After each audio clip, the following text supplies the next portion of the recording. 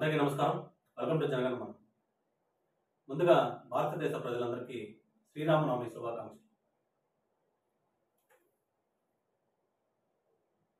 రామనవమి సందర్భంగా రామాయణంలోని కొన్ని జీవిత పాఠాలు నేడు మనం అవలంబిస్తున్న ఈ ఉరుకుల పరుగుల జీవితంలో కానీ, మెటీరియలిస్టిక్ వరల్డ్లో కానీ, ఈ డిజిటల్ వరల్డ్లో కానీ అందరూ తెలుసుకోవాల్సిన అంశం. ముఖ్యంగా యువత తెలుసుకోవాల్సిన బాధ్యత కూడా ఎంతైనా ఉంది. నేను ఇప్పుడు చెప్పబోయే పాయింట్స్ ఎక్స్పర్ట్స్ చెప్పినప్పటికీ జనగణమన తనదైన శైలిలో బ్రీఫ్గా వివరించే ప్రయత్నం చేస్తుంది. మొదటిది హార్మోనీ ఇన్ బాండ్స్, బంధాల మధ్య సామరస్యత. ఏ బంధాల మధ్య అయినా కానీ సామరస్యతతో కూడిన మ్యూచువల్ రెస్పెక్ట్ కానీ ఉంటే ఆ బంధాలు దీర్ఘకాలికం పాటు కొనసాగే అవకాశం ఉంటుంది. అది కానీ లోపిస్తే ఏ బంధాలైనా కానీ దీర్ఘకాలికం పాటు కొనసాగే అవకాశం ఉండకపోవచ్చు. నెక్స్ట్ వన్ వచ్చేసి పిట్ఫాల్స్ ఆఫ్ యారగెన్స్, అహంకారం వల్ల కలిగే ఆపదలు. వాస్తవానికి ఈగో అనేది మనిషి జీవితంలో ఒక డిఫాల్ట్ ఇన్బిల్ట్ ఆపరేటింగ్ సిస్టమ్ లాంటిది.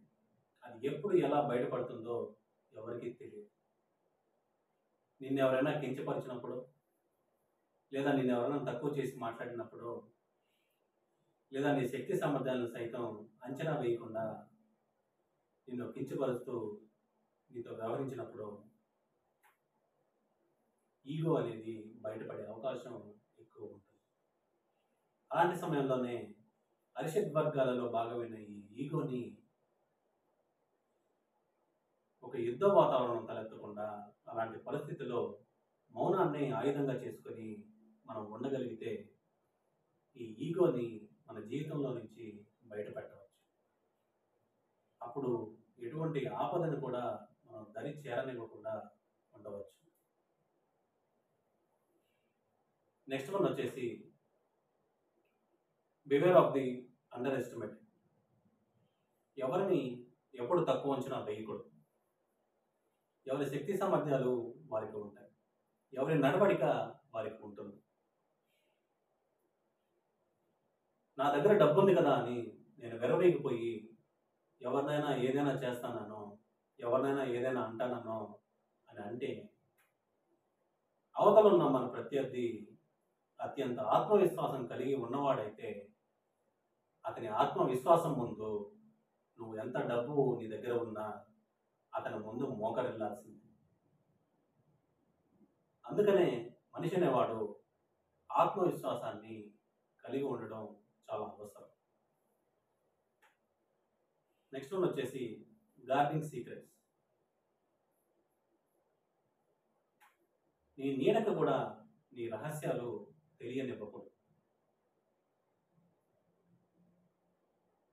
నువ్వంటే గిట్టని వారికో, నువ్వంటే నచ్చని వారికో, లేదా నీ ఎదుగుదలను చూసి ఓర్వలేక ఉన్న కొంతమందికో నీ రహస్యాలను ఎప్పుడు కూడా బహిర్గతపరిచేలా చేయకూడదు. ఎందుకంటే అవి వారికే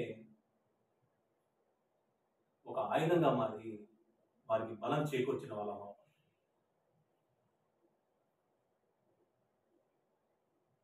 నెక్స్ట్ వన్ వచ్చేసి ధర్మపక్షపాతి. నిజాయితీ లేని గెలుపు కంటే ధర్మబద్ధంగా చేసిన పోరాటమే, ధర్మబద్ధంగా చేసిన కర్తవ్యమే ఓడిపోయినప్పటికీ కూడా అత్యంత ప్రాముఖ్యత కలిగిన పోరాటం. అందుకనే జీవితంలో ఏ కార్యమైనా కానీ ధర్మబద్ధంగా చేసుకుంటూ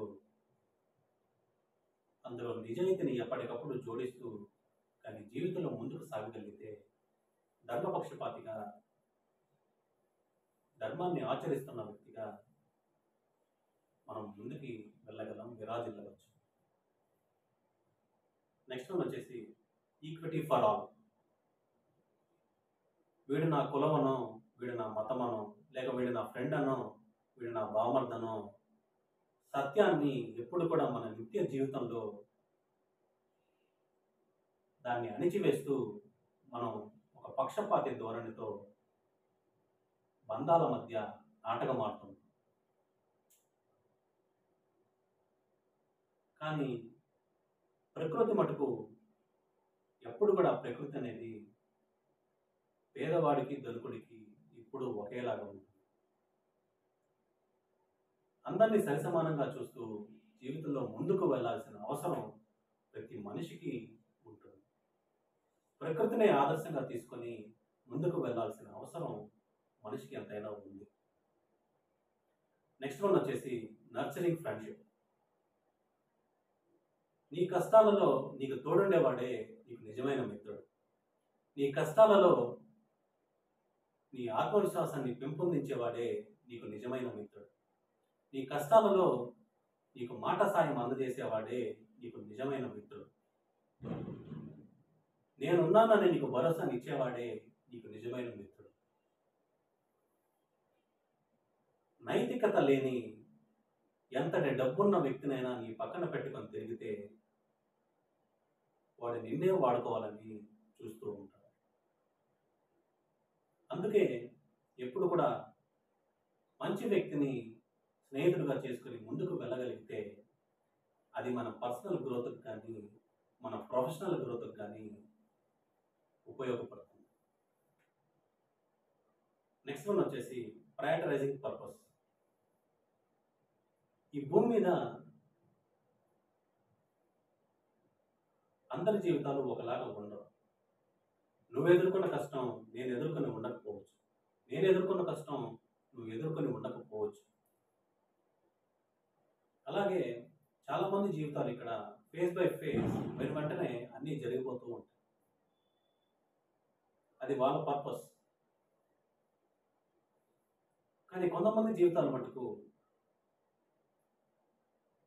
ఎప్పుడైతే నువ్వు జీవితంలో 20 ఏళ్లకు 25 ఏళ్లకు 30 ఏళ్లకు ఎటు తేల్చుకోలేని పరిస్థితిలో ఉండిపోతావో, ఎప్పుడైతే నువ్వు జీవితంలో నిస్సాయ స్థితిలో ఉండిపోతావో, ఎప్పుడైతే నువ్వు జీవితంలో ఆత్మవిశ్వాసం కోల్పోయిన వాడివి అవుతావో, ఎప్పుడైతే నువ్వు నీ జీవితంలో చుట్టుపక్కలంతా శూన్యం అనేది ఆవహిస్తుందో, అలాంటి సమయంలోనే ఈ విశ్వపు సరిహద్దుల్లో దాగి ఉన్న శూన్యంలోకి అంతు చిక్కని మేధస్సుకి సైతం అంతు చిక్కని శూన్యపు లోని శిఖరాన్ని సైతం నువ్వు అందుకోగలిగి నీ కర్తవ్యాన్ని నిర్దేశించుకోగలిగితే అదే నీ హయ్యర్ పర్పస్ యాటిట్యూడ్ని పెట్టి నీ కర్తవ్యాన్ని మరింత కమిట్మెంట్స్తో కానీ మరింత డిటర్మినేషన్తో కానీ మరింత డెడికేషన్తో కానీ ముందుకు సాగగలిగితే 10 మందికి మంచి చేసిన వాడివి అవుతాం. అదే నీ హయ్యర్ పర్పస్గా అవుతుంది. నెక్స్ట్ వన్ వచ్చేసి డిఫెండింగ్ ఫోకస్. మన పరిధిలో మనం మన కర్తవ్యాన్ని మనం చేసుకోబోతున్నప్పుడు ఒక లక్ష్మణ రేఖ గీసుకోవాల్సిన అవసరం ఎంతైనా ఉంటుంది.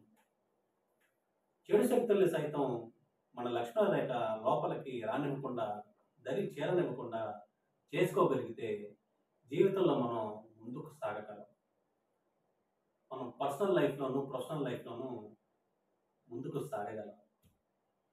నెక్స్ట్ వన్ వచ్చేసి లవ్స్ రెసిలియన్స్. ఇద్దరు వ్యక్తుల మధ్య బంధం వారు ఎదుర్కొంటున్న అత్యంత చీకటి రోజుల్లో కూడా వారి బంధం బలంగా ఉండాలంటే ముఖ్యంగా పవిత్రత అనేది అత్యంత అవసరం. సెల్ఫ్ సాక్రిఫైస్ అనేది ఆ బంధాన్ని బలపరుచుకోవాలంటే చాలా అవసరం.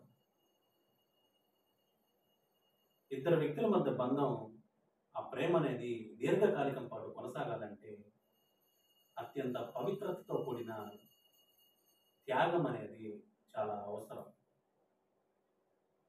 భారత్ మాతా కీ జై. జై శ్రీరామ్. జై హింద్.